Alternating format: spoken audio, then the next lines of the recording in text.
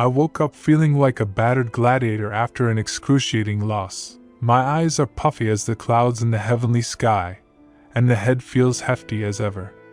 The night croaked quicker than a simple blink. It only felt like an hour ago when I went to sleep, and only a day since Friday. My cordial Friday, left so quickly yet too far for reach, my sole cradle for contentment. But today sorts the opposite. It is the most reviled day of the week, and it just began. My bed slurps me in, the warmth and comfort embellish when I must rouse, and it only serves to worsen my mood. I push the blanket away and the cold air promptly punctures my skin, as if I beam to an icy ditch in the Arctic. My shack is dark. Electricity is a rover here, comes and goes erratically, like a noxious lover in search of an exciting endeavor. It went off yesterday and I hoped it'd be back when I woke up, but my hopes have been shattered. I have to take a chilly bath on a cold Monday morning. How dismal can the settings get? I must do it quickly, if not, I'll vigorously shiver under the winter cold, or my fractured bowl will spill water all over my shack. The gusting cold wind deadens my skin as I walk to the taxi rank. I'm numb to the whole prevalence, because the ordeal I will endure at the foreseeable destination is significantly fouler. I take a seat near a window. It's a window by name but not actuality. It's a huge hovel wrapped by tape that laps in a breeze colder than the outside wind. I'm trembling. The cold isn't the sole cause, but the beautiful girl sitting next to me is too. Her skin is clear as sunrise, and her clothes are lavish. She looks like an empress stranded in a wasteland with commoners. How does she afford to look like this when she lives here? I want to talk to her, but do I have a chance? It's a contemptible risk worth my pride. Hello, are you the Queen of Grace? No, why? You look flawless. I'd swear you are royalty. To my surprise, she titters. I thought I was too common to converse with someone so refined. Her warm smile changes my perception of her. I assumed she would be a smug brat. Thank you, you must be Shakespeare. She pokes. I can already tell you have a way with words. Words are powerful but also fleeting, yet looks are constant and bold, never easing or letting go of their stance. Your outfit complements your look, resembling wealth, which is strange in this part of the city. Normal isn't synonymous with this bizarre city. True. So what work do you do? Maybe I might convert and afford lavish clothing like yours. My occupation is not fit for men, but services to satisfy them. How so? In my world, women provide service for men, so I'm not the empress you thought I was.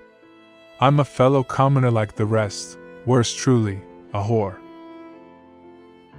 I am stunned by her bluntness. The lack of shame in her face is telling, almost like she has grown to admire her dubious deeds, or pretends to.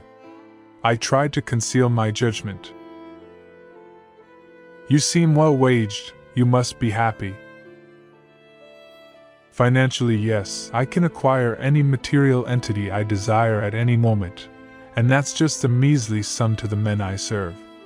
But I'm ethically impaired. No amount of money can compensate for the guilt I carry. It'll take a lifetime to rid of such shame. It is sickening what they do to women in my profession, and yet we must pretend to like it to get paid. I understand. How come you live in this poor neighborhood? I came to visit my mother. I wish we could continue our conversation, but I'm getting off soon. That's a shame. For a change, I was conversing with a man for enjoyment, and wasn't expecting payment in return. I have a feeling we'll meet again.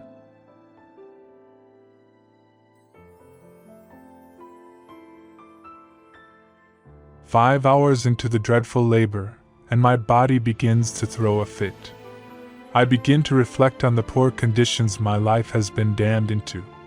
Hard work, little pay, low status, and barely a glimpse of luxury. Every inch of manhood and dignity I have to fight for, and I'm tired. The truth is, at times I wonder how much longer my back can hold up day by day before it gives in and rips apart. My thoughts are interrupted by one of my close workmates, a bit of a clown. If it weren't for him, I bet my back would have already given up on me by now. "You two-legged workhorse, stop playing with that sand, making me dirty, you filthy idiot. When last did you take a bath, complaining about hygiene? This is a rat-infested tunnel, and we are the rats. Stop holding on to a false sense of hope for dignity. Take a bath first."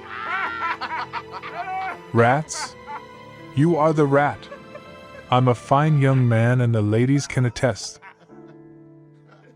Really, my boy hasn't been touched by a woman since his mother begrudgingly kissed his dirty forehead. Shut the fuck up, talking about my mother. The red Ferrari disappears and reappears within the fleeting dust.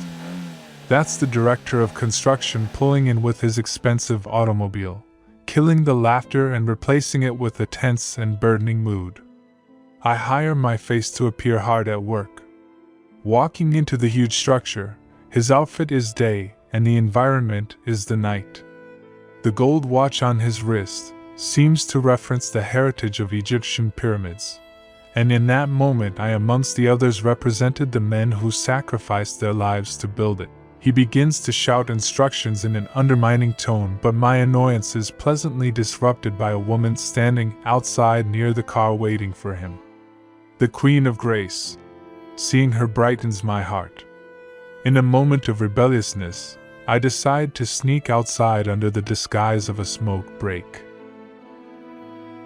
I told you, fate would reunite us. Her face appears pleasantly shocked, holding back a smile. You did. Didn't you, Mr. Shakespeare?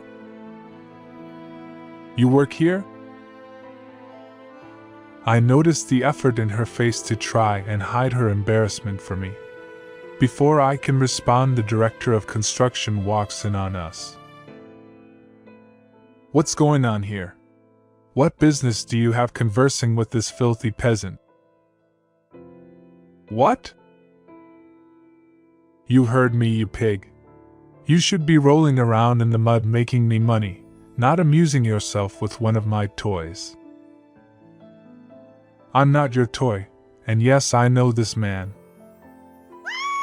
He drags her by the hair and tries to throw her in the car.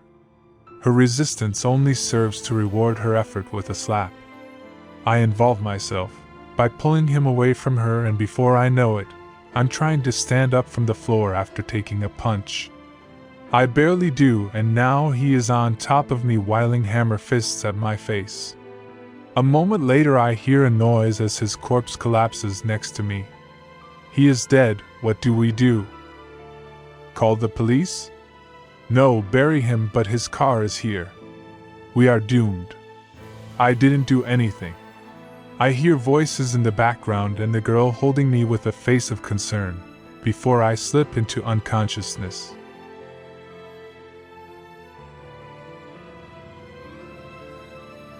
Day 93 in this place has me conditioned to the new environment. The first few days were horrible, but I believe I've found a new version of myself in here. A version perhaps I would have never embraced on the outside. The days are always the same, but today is a little different though. I have a visitor. The man unlocks my door. I quickly look at myself in the tiny mirror on the wall and head out. I get to the love cage, as the prisoners call it. I walk in and there she was, eagerly awaiting my appearance. The Queen of Grace and Shakespeare reunite once more. Thanks for watching. Like and subscribe for more quirky tales.